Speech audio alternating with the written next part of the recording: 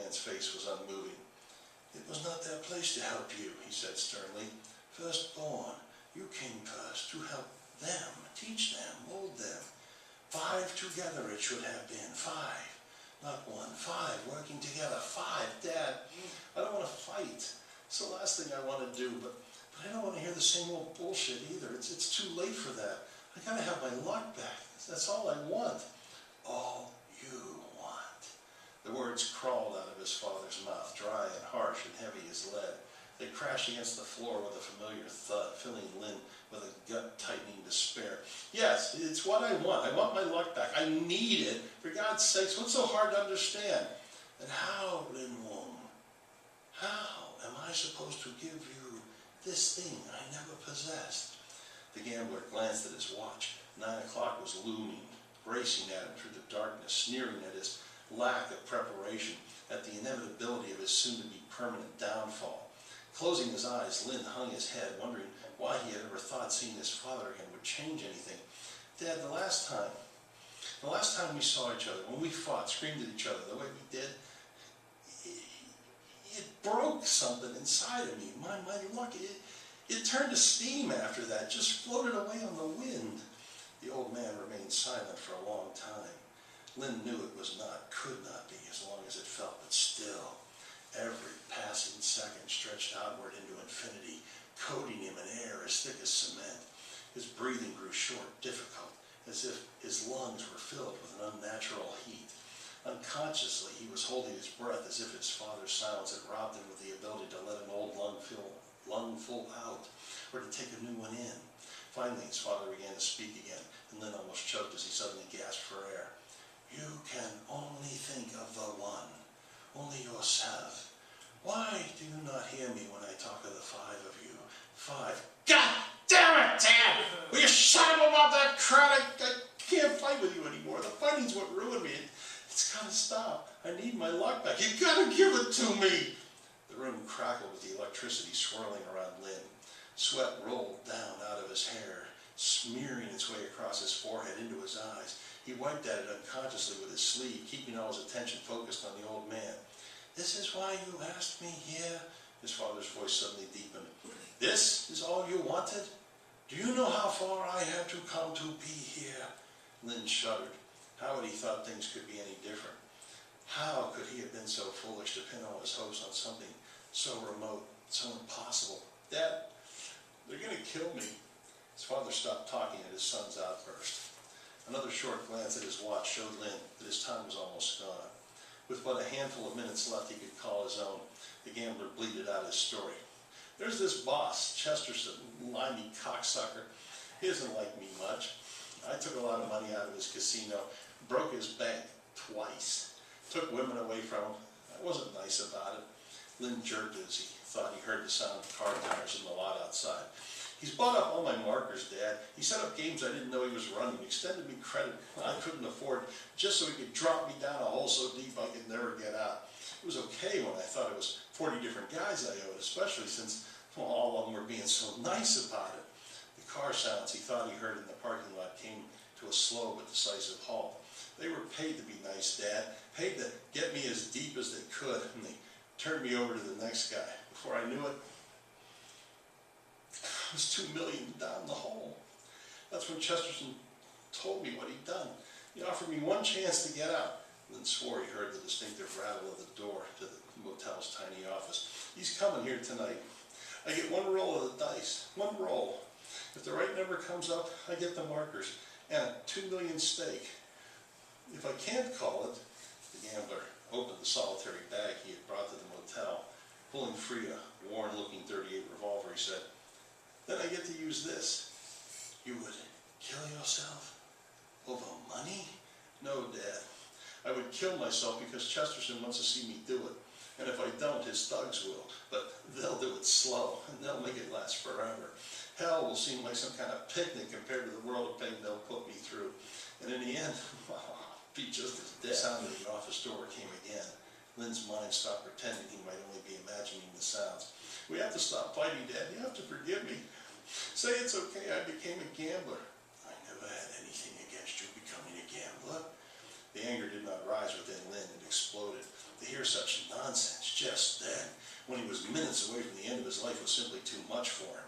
His body shaking, eyes bulging, teeth slammed together, grinding, fingernails digging into his palms as he squeezed his fists one against the other.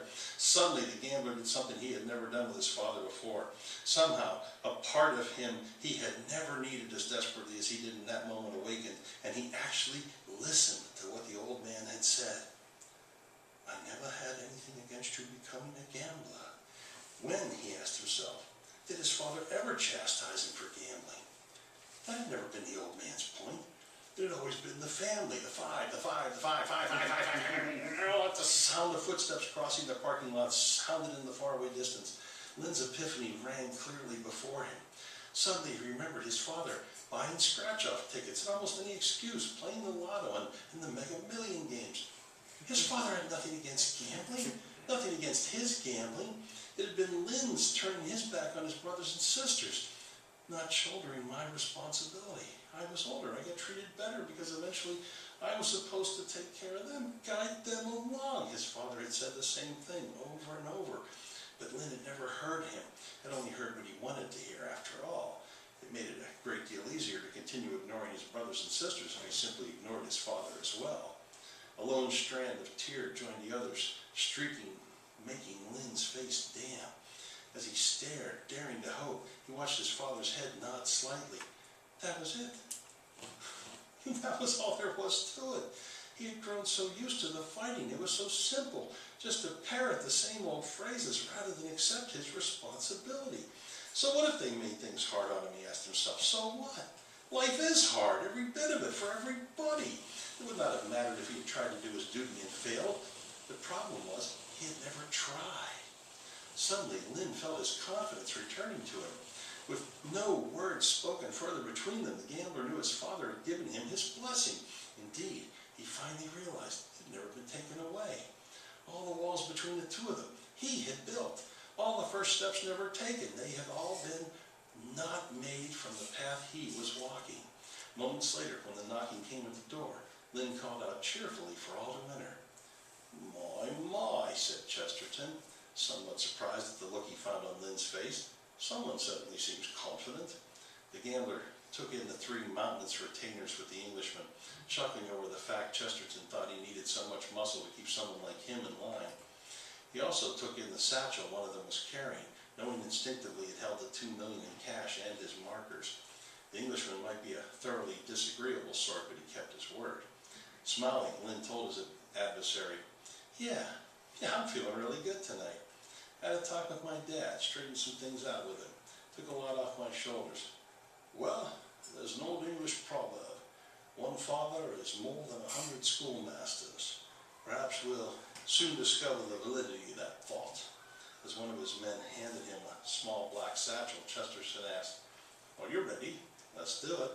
Reaching into the bag, the Englishman pulled out an extremely large, many-sided die. As he held it out for Lynn's inspection, he explained, As we said, one roll of one die. You get to choose the number. You roll the die.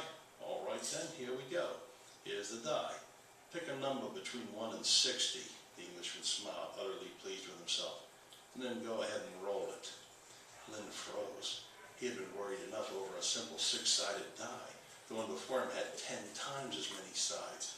He had seen such novelties before. People used them to play those Dungeons and Dragons games, but he had never thought, it had never occurred to him that Chesterton could do such a thing. It was insane.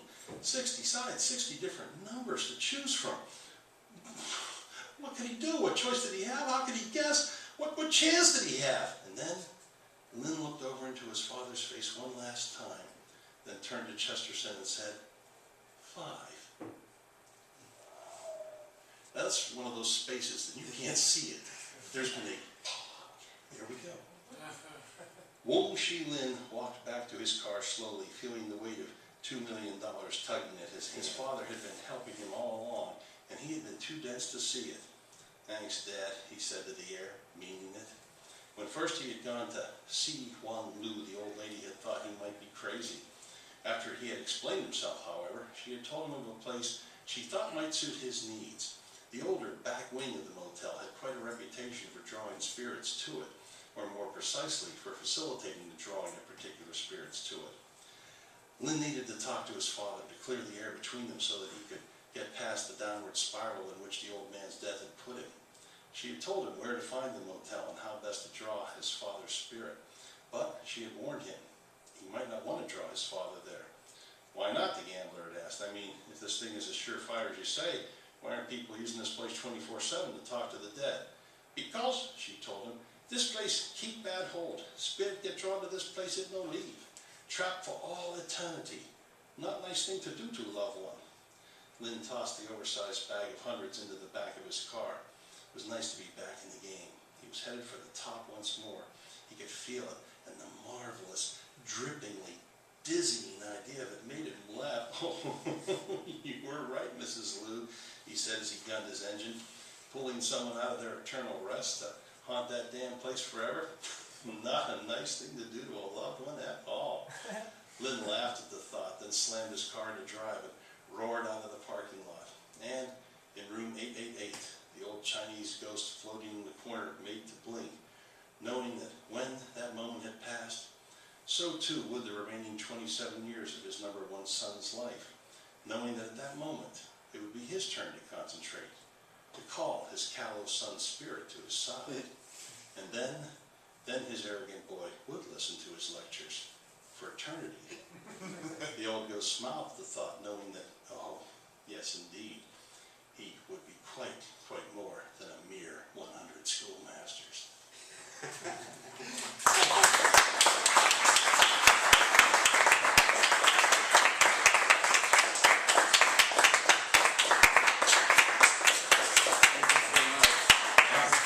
If you could just tell my wife to do that once in a while. That'd be great. CJ, thank you so much, and that's amazing. CJ has a selection of his books over there. I will urge you to check them out. Since I've been holding a light for the proceedings, I need to take a little break, so I may run the Casper cartoon again, and then we're going to come back with our True Ghost Story segment with Andrea Janes being interviewed by Blake Thompson. So please stick around, take a short break. Thanks.